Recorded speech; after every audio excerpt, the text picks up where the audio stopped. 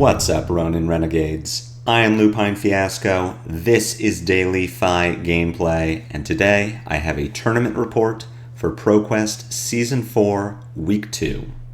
For anyone who is new to the channel, welcome to the Resistance. What we usually do here is review replays of games that I've played on Talishar.net for the purpose of tightening and optimizing our gameplay in the future, taking down paper events, and walking away with that shiny, shiny cardboard.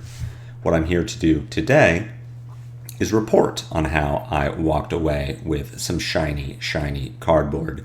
Nothing so extravagant as the gold foil I won last week, but a cold foil -IO is still worth celebrating. This week's event was played at Game Castle in Fremont. Fremont is quite a ways away from me. I had to wake up quite early to make the drive to compete in time, so you'll forgive me for not thinking to record any footage of the venue, of the event, or of the players themselves. It was all I could do to focus on my games and not get lost in the shuffle. The event had 43 players, making it the largest local event I have been to in my history of playing Flesh and Blood. There was quite a lot of overlap between the players that came out to Final Cut last weekend. As NorCal does tend to travel, Bay Area comes over to SAC. SAC folks will go to the Bay Area. We all love to play together. We all know each other. We're all quite good at the game. The skill level in NorCal is pretty high, and I'm told the skill level down south is quite high as well. So it was a really, really good event. 43 players translates to 6 rounds. I can report that I went 5-1 in Swiss, putting me at 3rd seed in the top 8. From there, I lost my first game in top 8, unfortunate, to the same player that took me down in Swiss, and I will of course be getting into all of this in just a few minutes. I want to first show you the meta breakdown so you can see exactly what I was competing against. This was a wild, wild meta. Lexi being beaten out in representation by Bravo, Dromai, and Uzuri is not something that I expected, and is something that I felt quite confident going into once I was aware of the situation, considering that the only hero that beat me was an Uzuri. Perhaps I should reevaluate that feeling in the future, but again, we'll get into it. I'm told that Bay Area players do tend to reject the meta. They are not meta chasers. They will not gravitate towards the top deck in the format. They will play what they love, and as a strictly Fi player, I can respect that. I brought the same harmonized Kadachi list to this event that I brought to last week's event. You can find that deck list down in the video description below if you would like to check it out or try it on Talishar yourself. While you're down there, if you have not already done so, please consider subscribing to the channel. It is the best free way to support me, and make sure you see daily Fi gameplay in your video feed 5 days a week. You know the deck that I was playing, and you know the field that I was playing against. Let's get into the matches themselves. My first match of the day was against a Bravo player that I haven't met, but I have logged a lot of reps against one of the best Bravo players that I have met. I feel very confident going into Bravo, and that confidence was not ill-founded. I caught quite a few breaks, the first being that I won the die roll and put my Bravo on the play. The second being that my Bravo presented Titan's Fist and Steel Braid Buckler, both of which I am prepared for and I am built for. And the third being that my Bravo did not high roll me on turn 0. Turn 0 was a Sigil Titan's Fist pass, which is pretty much the ideal situation. From there, things just went smoothly. D-reacts were evenly spread throughout the deck, so I always had one available when I needed it without having my hand clumped up by D-reacts. No big crush effects came out of my opponent. In fact, the only crush effect that I did get hit with was a buckling blow, which I even decided to take because I good. I could afford to. I did talk to my opponent after the game, found that he is a bit inexperienced against Fi, and I think that showed in a lot of blocking decisions that may have mitigated the life loss, but ultimately did nothing to take me off of my plan of forcing multiple blocks in a combat chain, getting armor blocks early, and ultimately grinding out the matchup with harmonized Kodachis. This was a quick win for me and moved me on into round 2, which was played against Lexi. Lexi was fairly well represented at this event. About 10% of players were Lexis. It is extremely reasonable to think that I would have dodged Lexis over the course of this event, but if I've learned anything from past experience, it is that if there is a Lexi at an event, I will run into them. Dodging Lexi is common Fi matchup advice. It is not anything that I've ever adhered to, and what this does give me is a pretty deep well of experience against Lexi. We are unfavored in the matchup as 5 players, but I feel very good going into the matchup, knowing exactly what I need to do, exactly what I need to look for, which hands are keepable, which hands are unplayable, how Lexi is crafting a turn and what I may or may not need to block, and all of that experience came to fruition in what I hope will be my last game against the Lexi, as I am not playing in the ProQuest next weekend. I win the die roll. I put Lexi on the play. Lexi's turn 0 is Arsenal Pass. My turn 1 gets 2 tar pit traps out of Lexi, which on the one hand does not trigger Mask of Momentum. It leaves me with an awkward breaking point in hand that I need to pitch to pick up and play a Phoenix Flame because there is nothing else to do with it. My hand is Art of War and Breaking Point, and if I am torn between pitching Art of War to play a Breaking Point whose on hit is negated, and turning my Breaking Point into 1 point of damage while I Arsenal an Art of War, Phoenix Flame is not that bad of a card. What this also meant is my Lexi just gave me 2 cards from hand to mitigate 5 points of damage, which is more or less what Kodachi Momentum is meant to make Lexi do. So that was all according to plan, really. From there, the game just continued to snowball in my favor. Lexi had a series of dud hands, one with primarily blue arrows that were all used to block, one with an all-red hand including 3 of a kind. The 3 of a kind drew into another red arrow and 2 blue arrows, which were then pitched to quiver to find nothing. Over on my side of the board, I had a killer Art of War turn that could have been... Over on my side of the board, I had a killer Art of War turn that could have been even better with proper sequencing. I admit to screwing that up. I was able to take advantage of a missed Heat Seeker trigger from my opponent, and I had one particularly good turn with a hand of Snatch, Snatch, Ravenous Rabble, Ravenous Rabble, with my Snapdragon Scalers available. Rabble thankfully did reveal a red on the top of my deck, so a 4-card, 16 damage hand that ends in a double draw threat, which got multiple blocks from Lexi, is just great. I ended the game with over 10 effective health remaining between my life points and my armor, and just felt like I was never under any sort of pressure. If you do need to play against Lexi in your locals, I highly recommend encouraging them to draw poorly while drawing very well on your side of the board.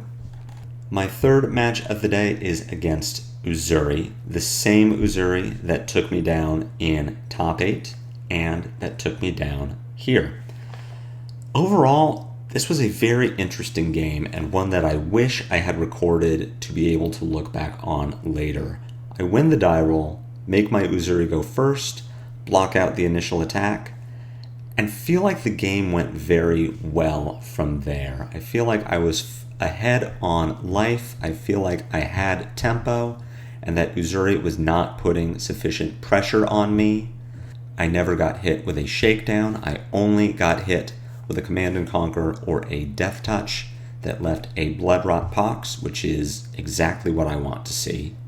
I had a big Salt the Wound turn where Salt presented 7 points of damage, but somehow Uzuri was still close enough on life total that I never felt totally in the clear.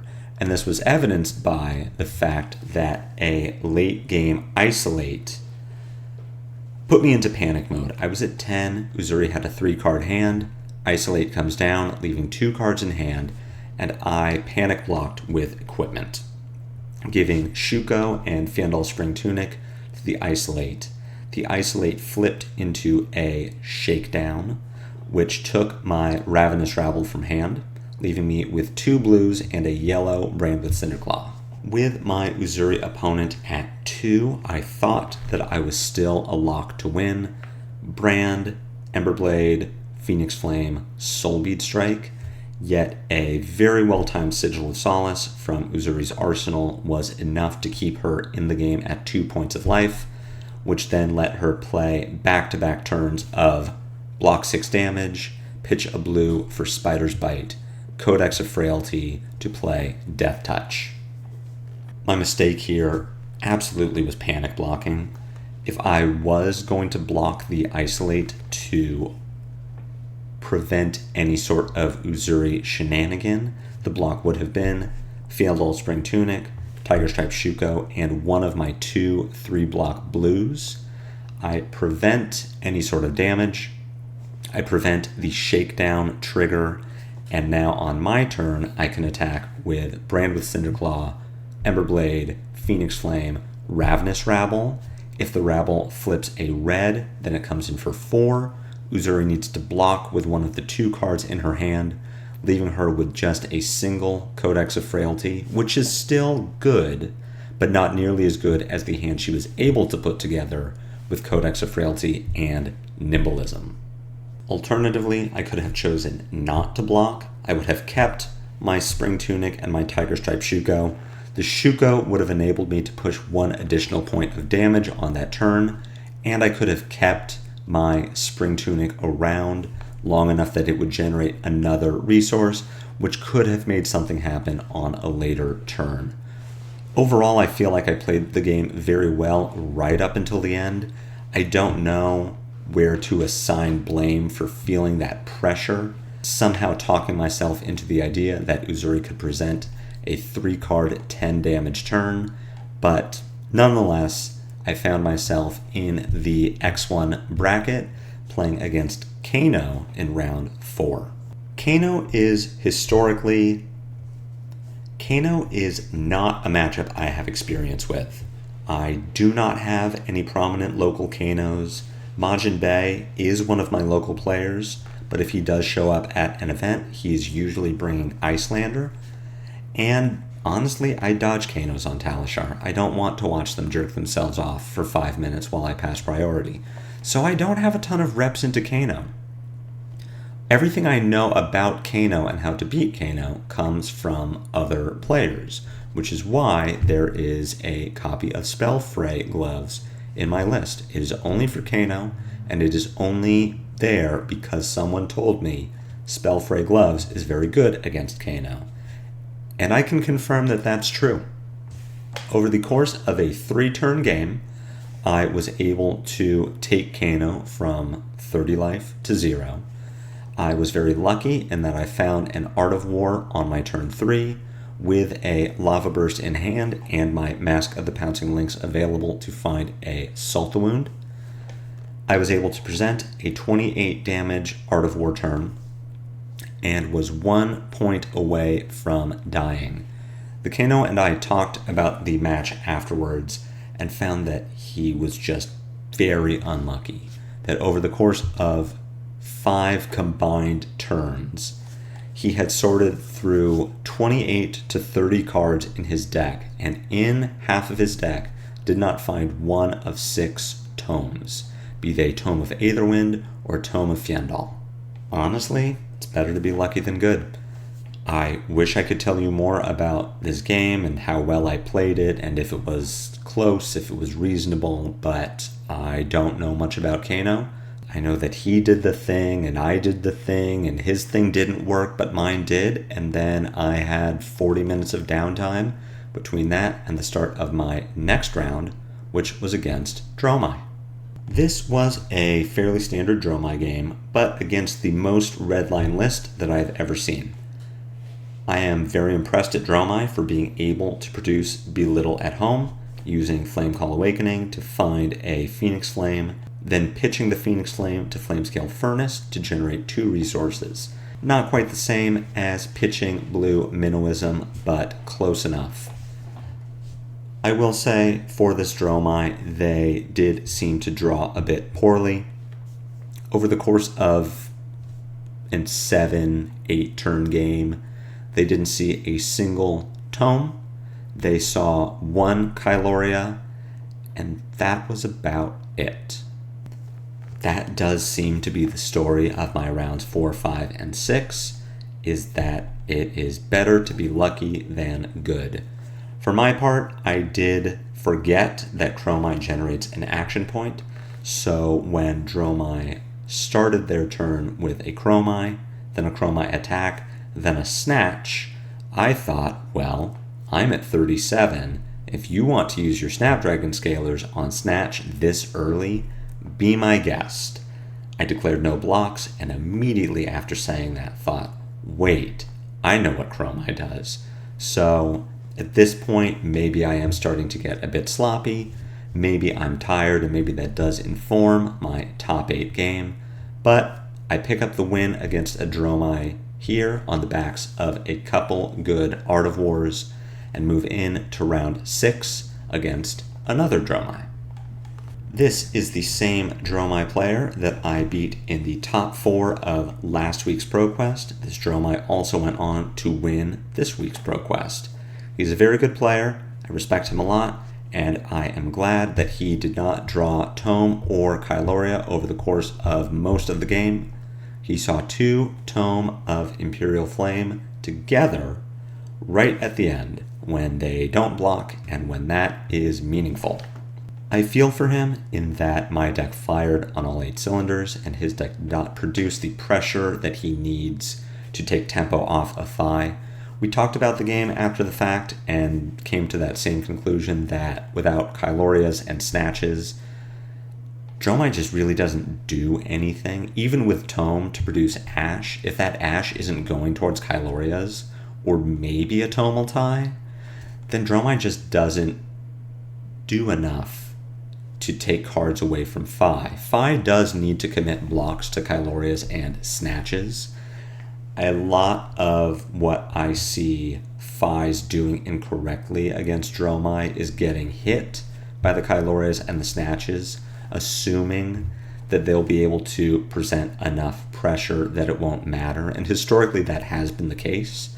But as Dromais are moving more towards a full red list, and as Dromais are generating Ash and card advantage off of Tome of Imperial Flame, they're going to start finding that they need to respect Dromais more, and it's good to get in the practice now. Block the Snatches, block the Kylorias, bring in your Flamescale Furnace, not your Fiendal Spring Tunic, and start playing defensive in the face of Kylorias.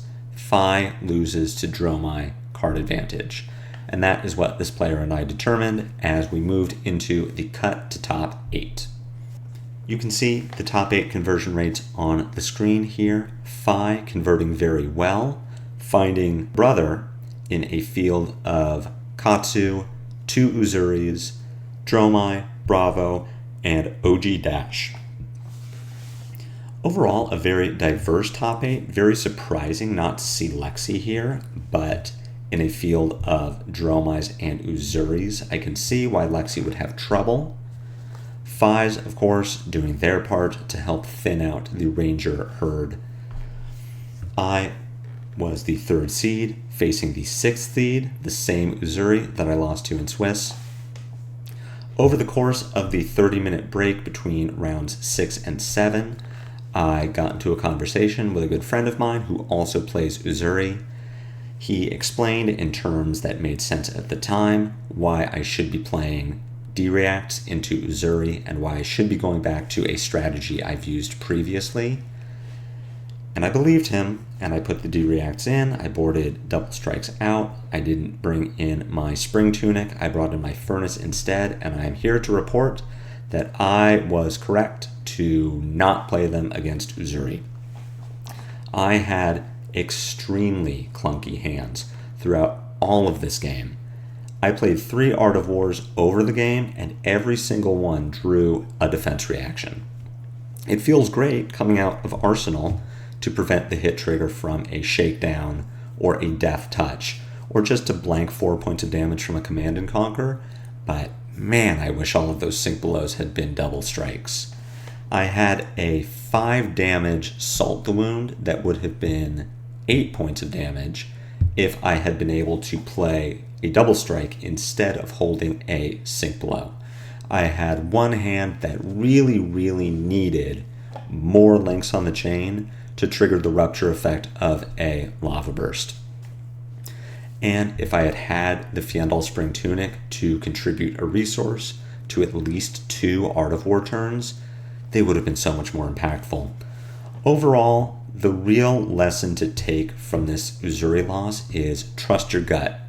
Other players are not you. They don't have your experience. They likely don't have the same experience you have with your deck. They might have ideas of what they don't like to see when they play against Fi, but they aren't Fi players. You need to trust your gut, you need to listen to your own anecdotal experience, and you need to play based on that. Ultimately, the fault is mine. I chose to go against my learned experience. I fell into the same trap that I have described on this channel of running the D-Reacts, thinking you want to play the value game against Uzuri when really you just want to race them and apply pressure. I arsenaled cards and left myself open to CNCs and leave no witnesses rather than blanking the power of those cards entirely. It was a bad showing for me. This Uzuri went on to beat another Fi in top 4, then went on to split the prize in the finals, walking away with the gold foil that I really wish I had been able to open on stream for you. But I'm proud of my performance, and I am proud that I got to learn this lesson about trusting your gut and listening to what you know to be true so that all of you don't have to. And so ends my ProQuest Season 4. I will not be competing next week as none of the events near me are close enough that I feel like making the drive, but I wish good luck to all of my Fis still competing, still going for that shiny cardboard, or for that PTI if competitive glory and tournament success is your thing. If you have any questions for me, if you have any feedback, if you want advice going into your last week of ProQuest, my comments are always open. I love to hear from all of you. I love to engage with the community. If you like this video, if you found it helpful, and if you can sympathize with low rolling and Uzuri, head jab that like button for me. I will see you all back here tomorrow for more of the daily Fi gameplay that you know and love. I will be adjusting my deck in the near future for a post-Lexi world, and I'm excited to share those changes with you. Until then, take care of yourselves, stay sharp, don't board in your D-Reacts against Uzuri, and take care of yourselves.